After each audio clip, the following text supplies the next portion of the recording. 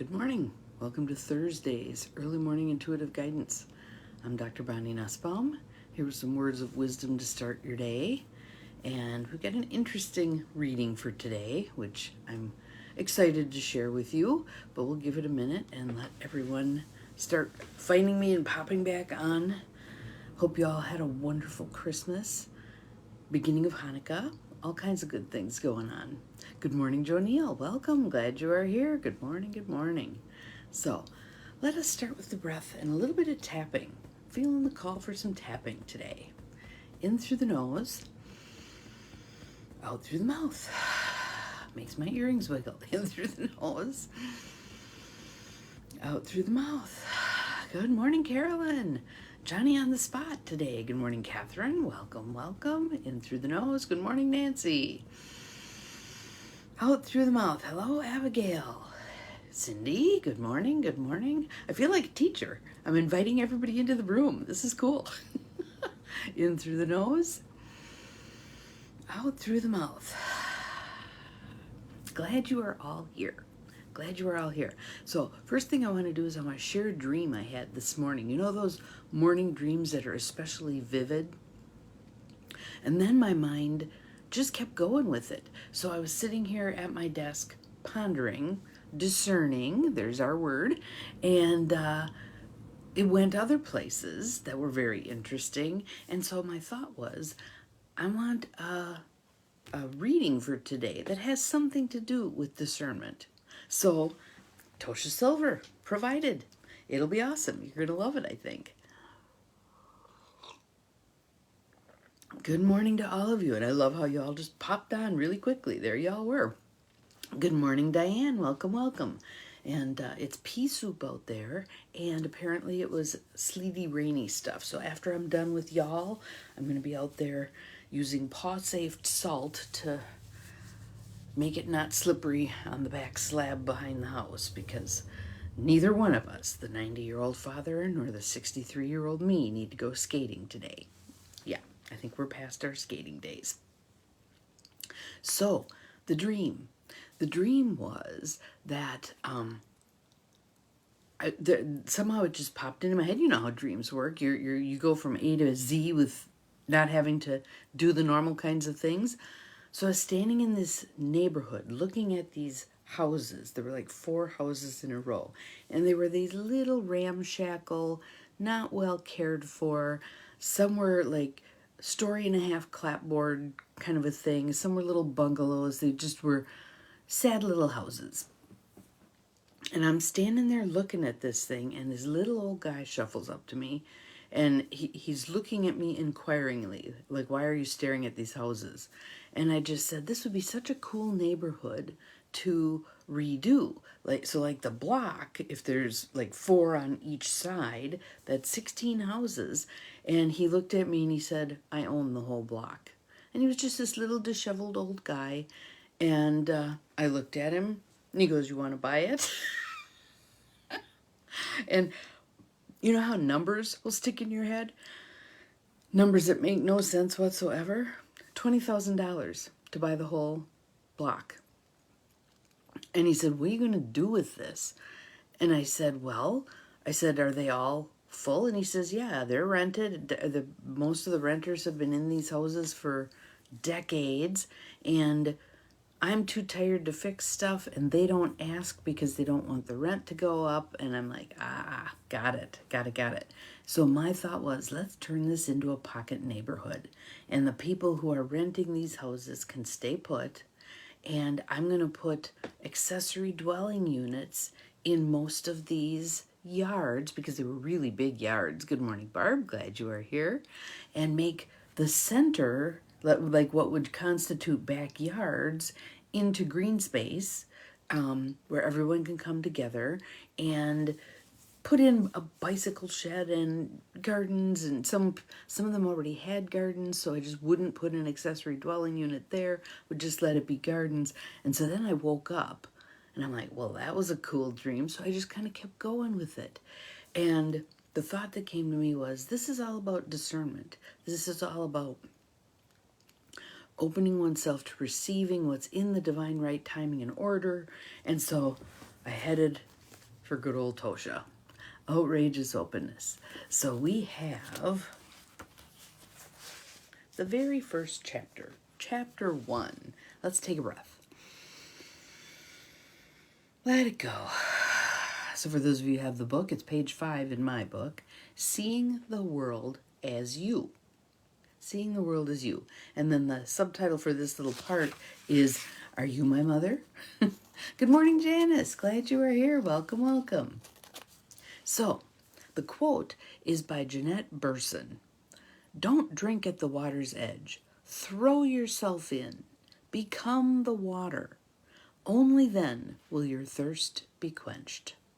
It's kind of that idea of when we hold parts of ourselves back from something, whatever it is, a friendship, a relationship, a task we're doing, a job, family, when we hold part of ourselves in reserve, we don't get the full experience because we're not allowing all of ourselves to be there. Good morning, Gwen. Welcome. So, let's see what she has to say, and then let's see where you decide to go with it. Now, I wanted to bring in one more thing. My journal ended yesterday. I filled the last 2 pages on Christmas Day. I thought that was interesting. It was a journal I had started at the beginning of August, and now it's full. And so I'll be pulling out another journal. I have a great supply. I have a stash. And the thought I had was, interesting that I'm starting a journal today, given this chapter, given the dream, and the thought that popped into my head was, I want to use the Jim Rohn prompt. If you're not familiar with Jim Rohn, look him up. R-O-H-N. Amazing man. Product of his times, but an amazing man. So, there goes the bus. Wow, that's early for the bus.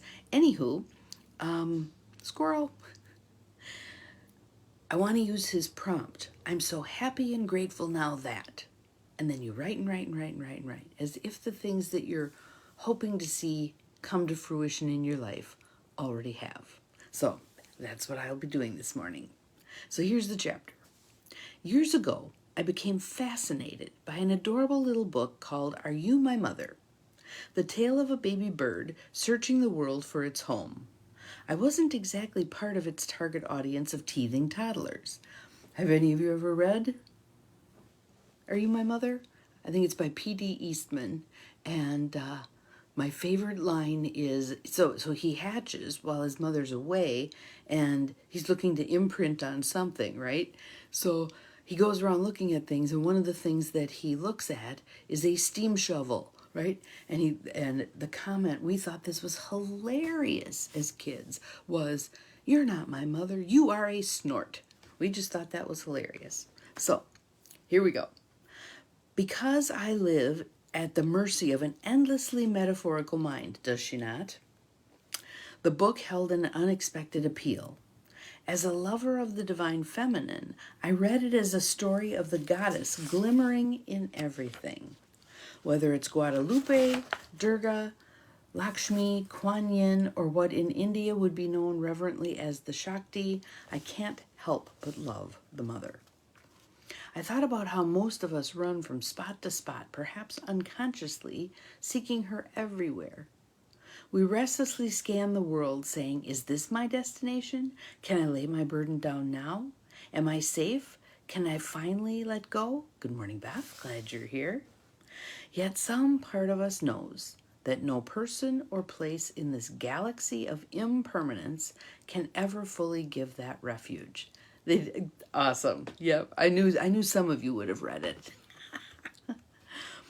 Everything comes and goes, even that which feels the most familiar. All eventually melts back into the ocean of existence like the iridescent, multicolored sands of mandalas. Amidst this endless phantasmagoria of change, it's possible, listen to this part, this is the key here. It's possible to learn to rest upon the divine like a life raft in deep water. From the one, all things emanate. To the one, all things return. Rather than cling to each individual illusion of safety, the mind can learn to find the divine and her protection in every situation. It's tempting to try to make a particular job, livelihood, or relationship our salvation. Then we quickly become the slave of whatever we grip the most. That is a fabulous line to memorize. We quickly become the slave to whatever we grip the most. But when you make the divine your source, you move through life with an ease and lightness, with an open hand. You allow whatever wishes to come, come, and whatever wishes to go, go. Every gain or loss has an odd kind of providence. So everything and everyone can indeed become your mother. So I love that because it's about discernment. It's about when is it time to let go of something? When is it time to draw something in? How do we gracefully navigate through this world of comings and goings? Things flow in, things flow out, people flow in, people flow out. Circumstances flow in, circumstances flow out. It's all about the discernment. And the more we can flow with the flow, the better off we're going to be. So I'd like you to think today. Thank you, Cindy, for putting that in there. I love that line. I think that is a line that, as we learn to heed its wisdom, our lives will become so much more pleasant. So much more pleasant. Allowing. This is all the Byron Katie stuff also. Loving what is. It is what it is. And yes, that sounds like a cliche, but it's spot on also. So, my wish for you today is to spend some time discerning what's ready to leave. What would I like to have leave? What's ready to come in? How do I open myself to receiving it? Where am I at right now? What am I appreciating in what I have right now? Because it will not always be the same. And can I really enjoy it right now, knowing that things leave? People die, people move away, we lose things.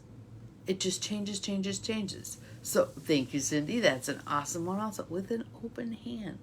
Not clinging, with an open hand. So have some fun with this today. We'll see you again tomorrow. Remember, you're capable of far more than you think you are. Bye-bye.